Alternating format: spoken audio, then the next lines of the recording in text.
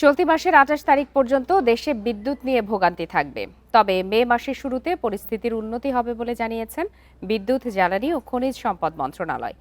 বৃহস্পতিবার দুপুরে সচিবালয়ে বিদ্যুৎ, জ্বালানি ও খনিজ সম্পদ মন্ত্রণালয়ের নিয়মিত প্রেস ব্রিফিংয়ে এসব কথা বলেন যুগ্ম সচিব উম্মে রেহানা।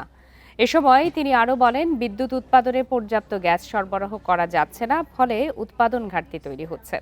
চাহিদার অর্ধেকের কম বিদ্যুৎ উৎপাদন করা যাচ্ছে। এছাড়া ফার্নেস অয়েল দিয়ে উৎপাদন করা খরচ বেশি। চাহিদার তুলনায় দেশে প্রায় ৩,০০০ মেগাওয়াট বিদ্যুৎ কম উৎপাদন হচ্ছে।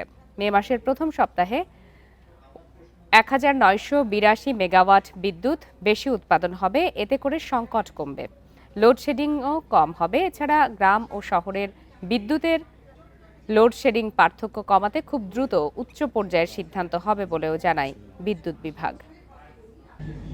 প্রাকৃতিক গ্যাসের মাধ্যমে সবচেয়ে কম পয়সায় আমরা বিদ্যুৎ উৎপাদন করতে পারি হাইড্রোর মাধ্যমে। তবে আমাদের দেশের ভূপ্রকৃতি অনুযায়ী আমরা হাইড্রোটা থেকে উৎপাদন করে থাকি মাত্র 230 মেগাওয়াট, যেটা আমাদের মোট উৎপাদন ব্যবস্থার 1% মাত্র।